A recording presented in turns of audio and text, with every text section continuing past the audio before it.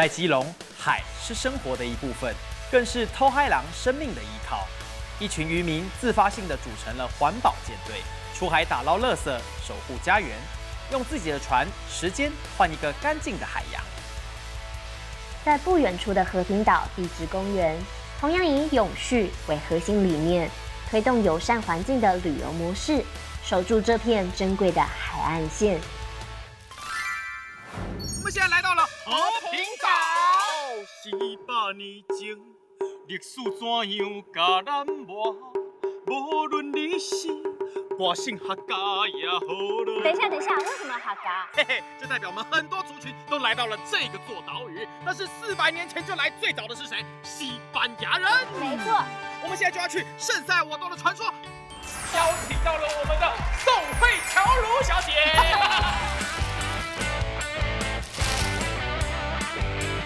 那我们今天要带我们来玩什么样的关卡呢？我们要玩的一个游戏叫做圣萨尔传说。圣萨尔传说，听起来很厉害。来，是要先登入吗？没错，直接先帮我登录这个游戏的画面，帮我登录之后呢，然后帮我取得序号，然后按开始。开始之后呢，就跳出了第一关卡了，有没有看到？哇，好，是。我知道这个地方。哎，那我们就跟着你的脚步走。好，我们赶快进去看。好 ，go。哎，就这个。万人堆，对。万人钻洞之井。哎，那谁是万人？哎，他说我是万人迷吗？哎，上面有那个要照的，我们先照。先拍。他们要拍你，他们要拍我。哎，你看，上面有。好 ，OK，提示给我。对。AR 怎么样找线索？然后你刚刚拍照了，对不对？对。好，真的没有达到，我不想努力了。再想想。还是可以努力一下啦。不想努力，因为它是文字的拼凑，所以呢，其实这个程度是你是海底生物，国小的程度。所以很多国小生来闯吗？蛮多啊，我是觉得有一团就是有小朋友有大人哦，然后他们就可以过关，都过关了才能玩晚上的雷战喽。提示啊，教练，好，宋慧乔教练。提示很简单，提示呢，刚刚有讲万人堆的游戏，海边有什么东西会让这些岩石会哭泣、不开心，人也会不开心。哦，我知道，垃圾。哎，不要吃我。也不是我。我是说海洋上面那个，因为有垃圾，所以他们会哭泣。没错，所以答案是垃圾。是不是看看喽？垃圾这种东西就不可以。成功了，海洋癌细胞。就是垃圾。没错哦，所以这个游戏不只是就是我们玩以外，它还可以知道他们的永续发展哦。没错，然后还有我们公园的一些人文历史，都会在每一个游戏上面体现出，会让大家了解到哦，原来这边的人文历史，然后跟我们的环境保育，然后跟永续做一个结合。没错，太酷了！所以我们不只是看风景，我们还可以学到东西。就是不只是书本上的内容，更有实作上，而且是未来性的一个发展、永续的概念。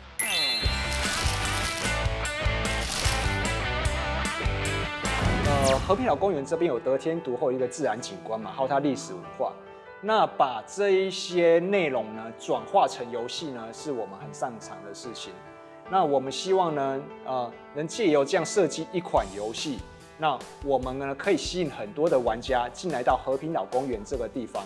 那他们在这边玩呢，肚子饿了渴了，那他们就会去买东西吃、买东西喝，或是买纪念品。那我们就会创造当地的经济。那这样呢，就形成玩家可以玩得开心，然后呢，我的商家呢又可以获利，那这样就形成一个双赢这个商业模式。好了，玩完这个实境游戏之后呢，马上我们邀请我们和平岛上的岛主。等一下，他不是岛主，他是 NPC。MVP 是什么？那 NPC 是什么意思 ？NPC 是关主是岛上的关主。邀请我们岛上的关主依珍小姐。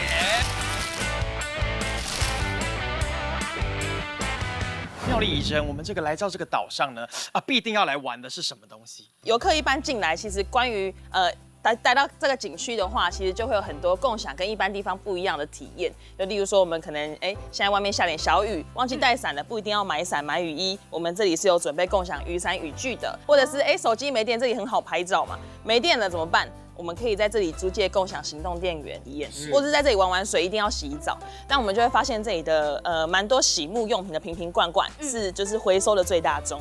所以像我们在我们的离岛艺人选物店的话，也有提供零包装的商店，它是做1次10克的手工皂，那大家可以去买，买完洗完之后就不会有任何垃圾。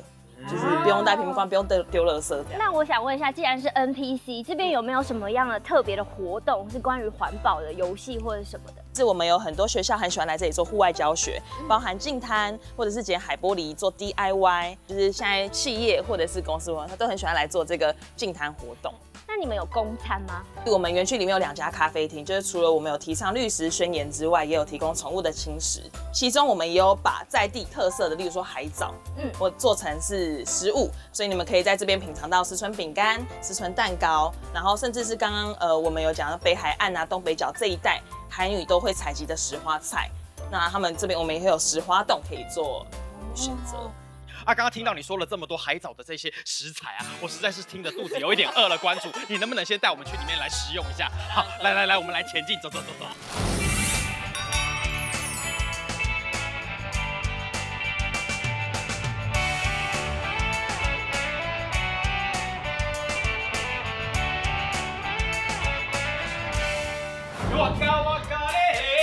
马上来到这边了。等一下，是我们今天要讲的是卡拉瓦卡。卡拉瓦卡，我们邀请到了我们的卡拉瓦卡人的爸爸。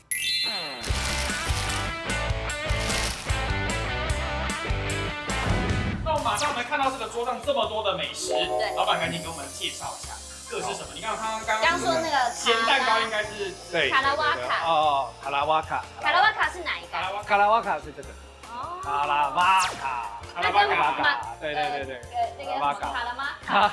没有，我们台湾都叫卡拉瓦卡十字架。对，因为和平岛公园有一个西班牙教堂的遗迹。那2019年他们去开挖的时候，就挖出了这个十字架。我就那个十字架的形状，然后呢，用在地海藻，对，当成这个里面也有海藻吗？也有海藻，对，我们现挖的海藻。今天我们这3个点心都是用在地的海藻，叫做石醇。那老板刚刚说到我们这个石醇啊，为什么会当初会想要用到这个石醇来入菜？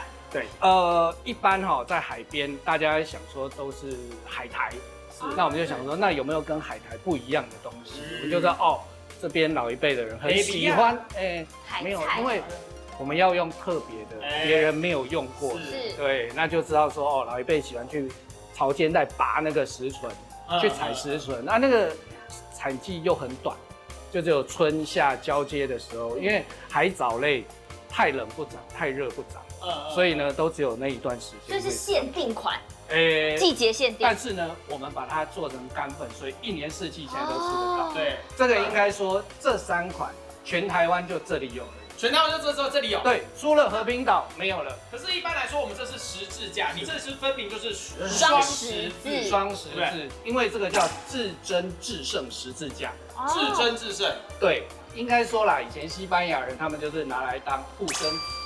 随身携带。那为什么在和平岛的遗迹会挖出来？因为400年前大航海时代，那西班牙人来到和平岛，他们就带着这个当护身符。它有个味道，我觉得有一点咸蛋黄的感觉。对，我们海边嘛，带点海味，让它加点盐，咸的，然后再用黑糖。为什么用黑糖？这里面也有黑糖，也有黑糖，也有黑糖。石醇的味道跟海苔真的蛮像的，对不对？对，很像。但是为什么用石醇？我们后来发现它有个好处，海苔有一点点腥味，石醇有海苔香，没有海苔的腥。它有海苔的香气跟鲜气。对，但没有那个纯精了啦。对，没有那个不要那个抽啦，抽啦。哇，今天吃了这么多美食，这些美食不只是徐老板的制作以外啊，这里面还有很多文化、精神跟历史故事。我们先敬老板一杯，谢谢。在世界各地靠海而生的女人，大家都称她们为海女。她们用生命与海共生，守护着祖先所留下来的记忆与智慧。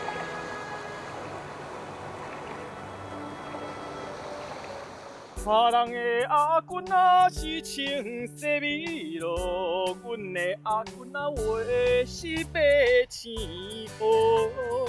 青稞仔嫂，柯企鹅仔嫂，他的大嫂。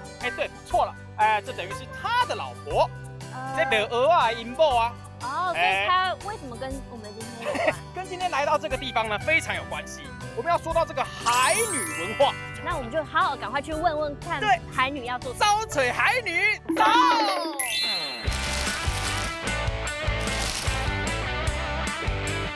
我们今天来找到真正的海女蓝妈妈。蓝妈妈你好，你好，想问问看你从什么时候开始立志想要当海女？是因为我们从小生活就是在海边嘛，我是八斗子女儿。那时候八斗子还没有那个建港的时候，是我们有沙岸，有沙岸有石头，所以我们从小都还没有读，我没有那个时候没有幼稚园啊，差不多会走路就一群人都是在海边玩，自然都一群人在沙滩，沙滩的有时候就会游泳，沙滩的游泳就是在那边从小。刚才记得4、5岁啊，就伫海边啊、海底安尼耍，人讲靠山吃山，靠海吃海。吃海的时候，你要那个藻类，第一个出来是头发菜、紫菜，再来慢慢的最后才是石花菜。不同的季节、不同的时间，还有那个地方，这个地方有长石花菜，这个地方是有头发菜，都不同。所以我们从小就知道我要去拔什么。那有时候我妈妈说今天没有菜了，天气这么好，退潮了，赶快去拔一些的紫菜或是头发菜回来煮，会这样，或者是捡一些贝壳回来。蓝妈，那你们下水去找那些藻类啊，大概下去憋气可以多久？采的时候是带那个，就是那个呼吸，就是那个呼吸那个修了慢慢通过去了。现在70几岁，你不要潜水，你干嘛这么不要抖啊？蓝妈，我想问一下，海女文化现在有传承出去吗？有，现在有。其实我们家石花菜紫菜，还有那个头发菜都是什么？像年轻，30几岁，伊正上班，无上班的是伊就来办。那最小的是有几岁啊？最小才30、40岁。没人20几岁，现在刚刚有的30、40岁会回来拔石花菜。请问简阿金的孙啊，伊个老30几岁呢，伊都无抓两个，伊就去办潜水，他是要穿潜水衣哦，潜水衣哦，他穿起来我们女生没有，我们他们就去拔深一点。所以我们现在是男生比较多，所以我们为什么蓝妈妈要转型？就是做观光观光的是第一个就是你来这边的训练解说嘛，你来听啥，你要看啥，你要开挖的，那你要吃啥？你要吃啥？要看啥，听啥，吃啥？反正就是食衣住行都结合起来。没错。咱今天非常感谢蓝妈妈。谢谢蓝妈妈。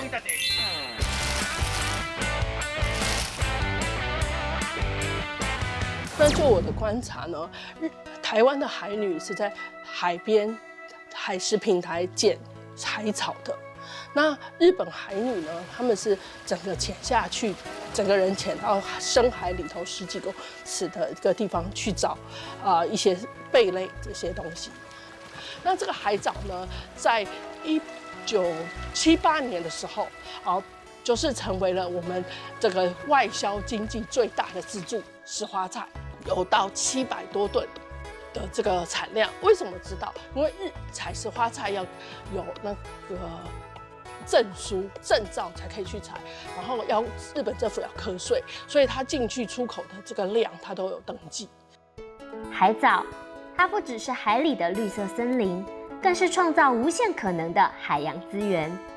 从餐桌上的健康美食、保养品、日用品，到地方特色的商品与观光体验，早已经悄悄进入我们的生活，成为推动地方产业结合永续理念的新兴力量。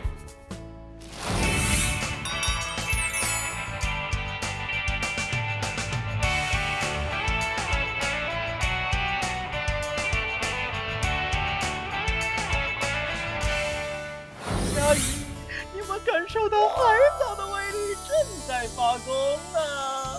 有啊，这也太浪漫了吧！我们今天呢要从潮间带走进浴室，我们不只要让脸变水水，更要让脑子不进水，更要让脑子充满着知识哦。没错，我们赶快进入我们的海藻世界，走喽！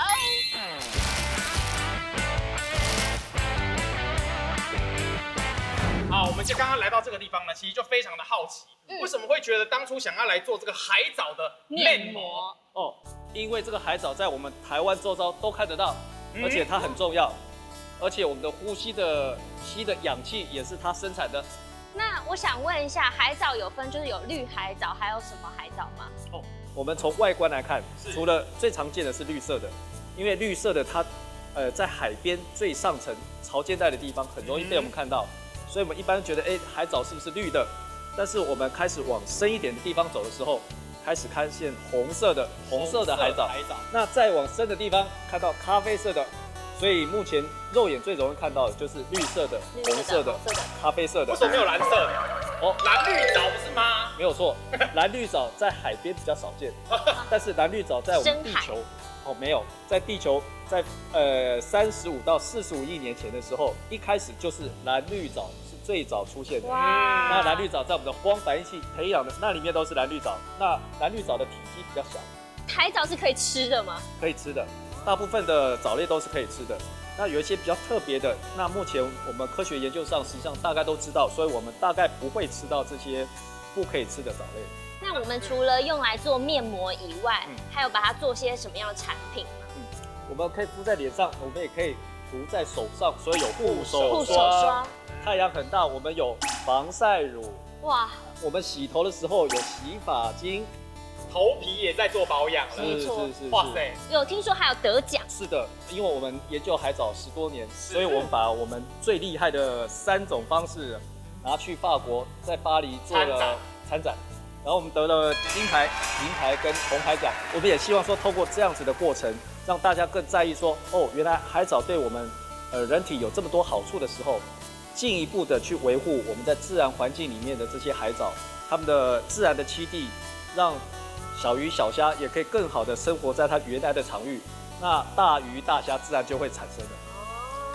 这些红色的藻看起来好像没这么红，对不对？活的吗？活的。哎呦，因为会觉得说它有点咖啡色，其实蛮过瘾的。对。可是其实近看是有点绿。有绿有红，那原因是因为呢，它含有不一样的色素。含有不一样的色素。那这些色素对我们人体也都有很好的。所以其实我这样子搓手，我就已经在保养了，是吧？是，它有一些胶质。哇，好棒哦！教授，这就是那种外面海产店卖那种炒海藻。没错，是的。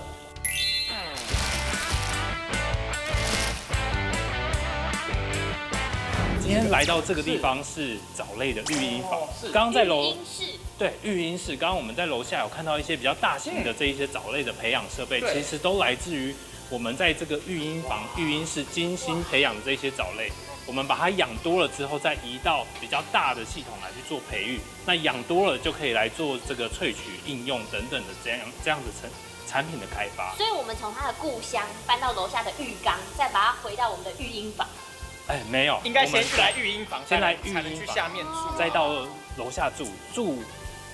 长大了之后，分年龄层吗？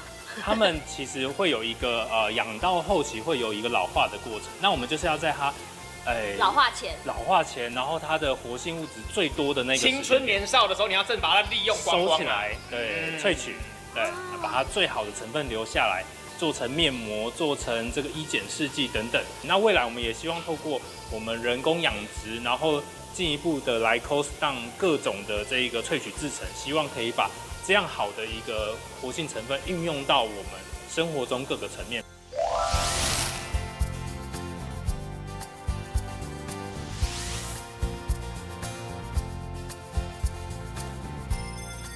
珊瑚是海洋的基础建筑师，为无数鱼群与生物提供栖息家园。近年来，气候变迁、污染与人为破坏，让珊瑚面临前所未有的危机。那么老师，来自我介绍一下。大家好，我是。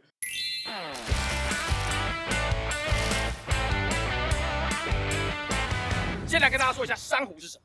珊瑚是一个海洋里面的动物。我想请问一下，有看过珊瑚吗？有，跟石头有点像。对，派大星住在下面。对，它很像是一个装饰。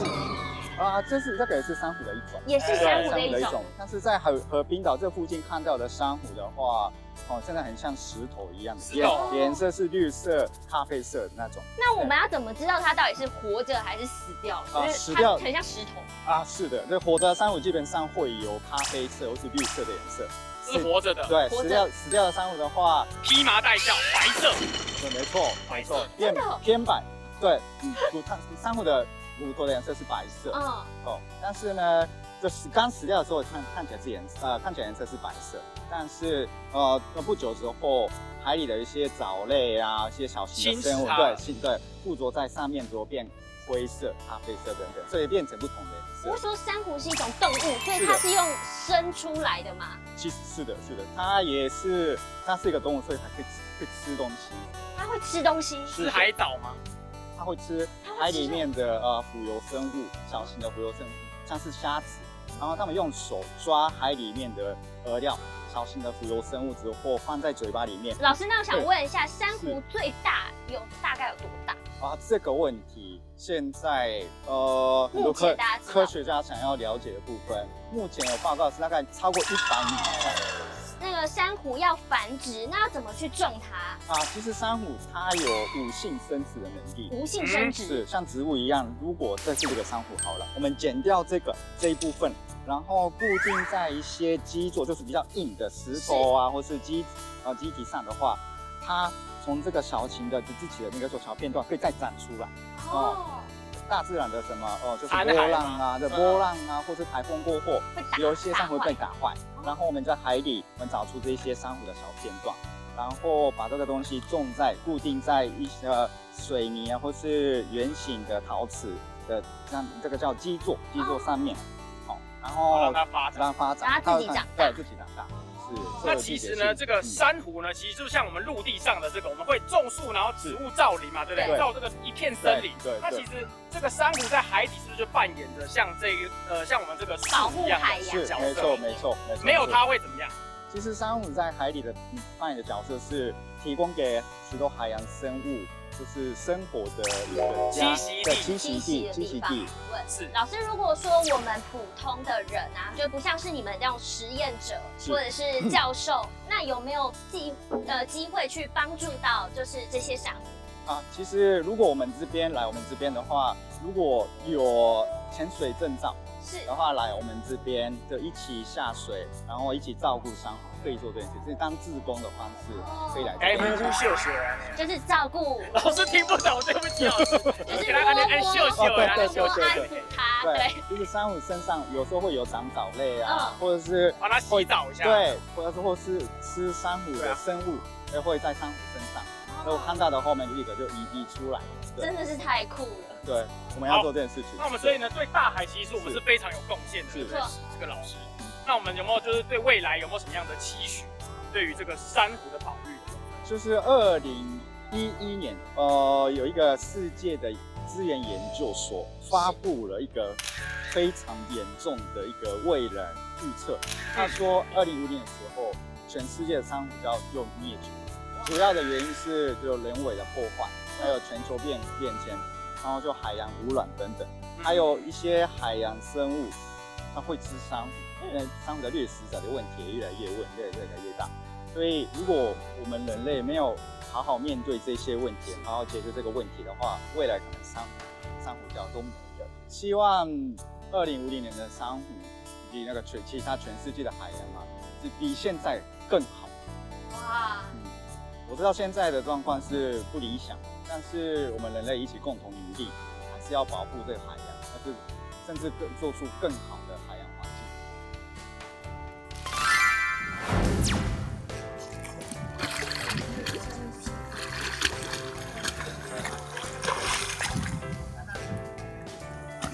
校长。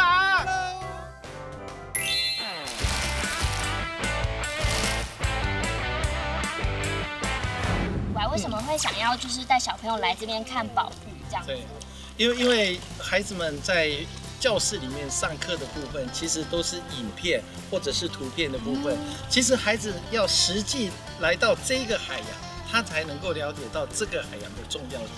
当孩子在教室里面吸收一些知识之后，实际带过来，孩子的体验会更深刻。我想要让孩子们做一个小小的专题，可能3、4个人，他们对于这些海洋或者是这边的一些生态，有一些他们关注的议题，用孩子的视野，用孩子的想象，他们3、4个组成一个研究的小组，做一个小小的研究。然后我相信这些研究不仅是对他们，也对于整个海洋的保育会有更有深刻的了解。那你们平常除了观察它们，你们还会做什么？珊瑚它上面有时候会有淤沙，差不多就是你整团沙堆在你的脸上，你没办法呼吸。哦，所以在海底的最底层，它也是这样摸，也是会有沙子的堆积，然后帮它清理的概念。你们这些知识是老师们教你们的，还是你们自己上网跟看书？都有。因为我们平常可能就只是下海啊，去看看珊瑚啊，看看海草，就知道哦，海草原来长这样，哦，彩色的鱼原来长这样子。然后听世明老师说，2050年珊瑚就要灭绝了，灭种了，就会有一种非常的感慨，就觉得说，如果我们再不好好的保育它，它可能就真的整个生态都要被我们破坏掉了。毕竟珊瑚跟海草它们都是共利共生的。我们还是要就是好好的去保育它们，才有办法继续让这个海洋继续支持下去。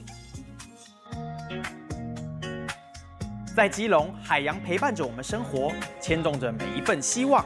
从环保舰队、永续旅游到海女的传统技艺，海藻的产业创新，带动地方发展，串起了一条属于海洋的新经济。透过珊瑚保育行动，为海底筑起一道生命的防线。为我们共同的未来，守护海洋就是守护自己的未来。这一切都是基隆人用行动守护蓝色家园，更是代代相传的生活记忆与基隆人独特的味道。